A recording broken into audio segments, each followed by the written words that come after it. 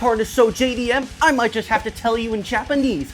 Watashi wa dansei ga suki desu. Do you have money? Because I don't! Did I really just stand on the hood of my car to make an intro to appeal to the brain rot of the average Jared Z viewer? Yes! Now this is actually a pretty big day for me because what I'm holding right now is not only legitimately a piece of JDM history, it's a part I've wanted to buy since pretty much before I even got this car a few years ago, so I'm pretty hype. The apexi powerfc is a standalone ECU that was incredibly popular in the late 90s amongst all kinds of JDM cars and automotive media. For those of you wondering what a standalone ECU is, I'm surprised you're even still watching this video, although maybe it had to do with the intro. To put it simply, a standalone ECU is essentially a fully unlocked engine control unit.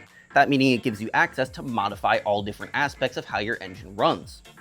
Now, why would you even want to do that? You see, my car is currently running a standard Toyota Celica ECU, and obviously the people who made whatever the f this is probably have a better idea of how to make a car run well than Jared from Connecticut. Now you see, that's actually not the full story, because some people like myself have an issue, a truly deeply rooted issue, meaning that they have to waste their money on their 25-year-old Japanese turd. Now you see, I'm running a Toyota Celica ECU, and it runs great, right? Out of the box, you're gonna plug it in, turn the key, and the car is gonna start right up.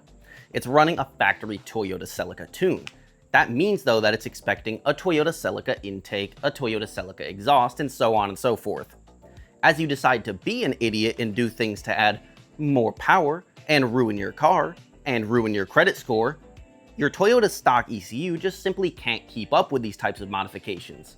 As you begin to add things such as a turbo kit or a supercharger, your engine is taking in more air, but the ECU cannot adjust to compensate the other aspects your engine needs to make more power. Things such as adding more fuel for that extra air, adjusting the timing of when your engine's sparking.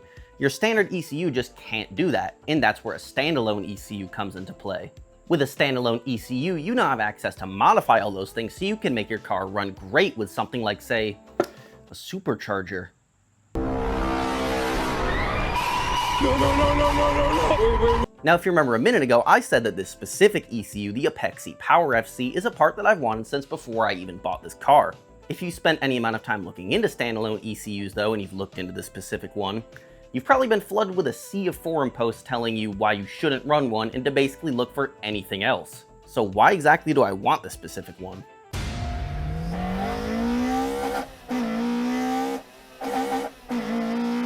What you're seeing is a legendary car in the JDM community, the Techno Pro Spirit MRS, a car not too different from my own.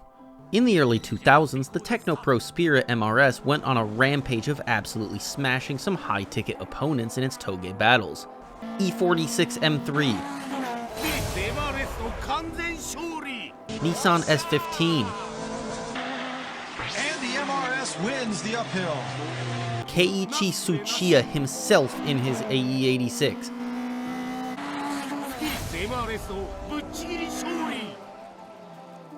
The Techno Pro Spirit MRS was just simply unstoppable. On the surface, like I said, the car truly isn't too different from my own. I mean, it's a 3rd gen MR2, it's got some coilovers, it's got sway bars, and a 2ZZ swap. But the most astonishing difference is the way the power is delivered. Right on the dashboard, front and center in every race, is the apexi powerfc Commander, which I don't have. Man, why am I so poor? Just simply listen to the way the engine enters lift compared to even my engine, which is running the most power-oriented 2ZZ stock ECU.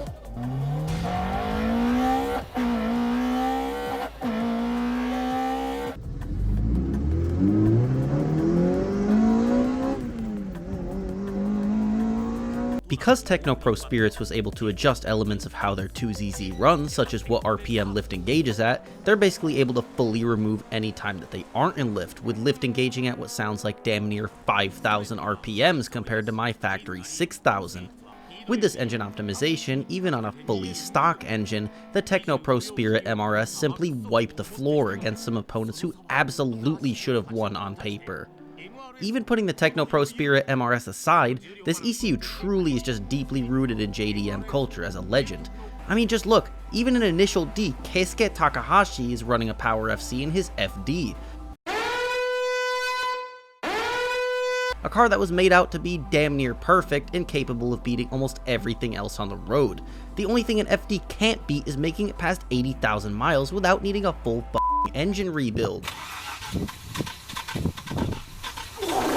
Now before we install this ECU, there's something I've got to admit to you guys. My car is kind of broken. I've had this persistent cylinder 4 misfire since essentially my last upload that I just cannot get it to jump. No matter what the I test, no matter what the I replace, nothing can get it to jump off cylinder 4. But it's not internal engine damage because my tests are showing me that it's at least not that, which, I mean, why would it be? I mean, you guys see how gently I drive my cars.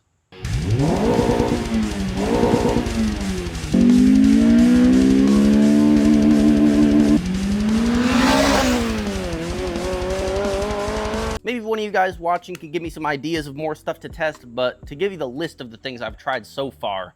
Oh my God! To make things even funnier, after about a month of trying to diag this, I just felt like I was getting nowhere with it, so I finally caved, as painful as it was, and took my car to a shop for the first time in years. And after days of diag, they finally let me know what my issue actually was. And the issue, no they didn't. They couldn't find it either. I swear to God, I'm about to light a match and then call Progressive. Oh, we're filming? Anyways, that issue, this car. I'm gonna do the sensible thing and fix it. Install a standalone. After disconnecting the battery, to get to the ECU in an MR2 Spider, you have to take out the behind-the-seat storage cubby. It's not hard, it's just a bunch of 10mm bolts. First you take off the doors, then you take off the bottom pieces, and then you can kind of see the ECU hidden behind a cover for the convertible top. You then get to fight to get to the hidden 4 10mm bolts holding the ECU in place behind that cover. Once the stock ECU is out, you're not actually out of the woods yet, because the issue with trying to install a powerfc is that it's not actually the same dimensions as a factory ECU, meaning you can't simply bolt it into the same location the stock ECU is in. This leads to some creative mounting solutions. I personally just took the easy route and put a piece of Velcro on the backside of the ECU and another piece on the firewall and called it a day.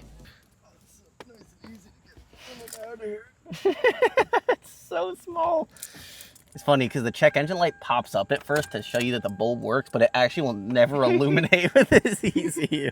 For some reason at this point the audio decided to shit out. It might have to do with the fact that my phone connected to my Chinesium head unit, but at this point we just went along and flashed the bass tune that I was provided by Monkey Wrench Racing to the ECU, and then went along with the idle relearn procedure, which basically consists of letting the car idle up to op temp, shutting it off for 2 minutes, turning it back on for 2 minutes, and then turning the AC on for 2 minutes. An absolutely exhilarating process which you needed the audio for, so I'm so sorry you don't get to hear And now we run into an issue, guys, because like I just said, what I flashed to the ECU is nothing more than a bass tune. It's not like I just went to the dyno and made crazy power, so there's not really a point in me showing you a driving section, so I'm not too sure how to end this video. So, here's a clip of me falling and eating shit back in college.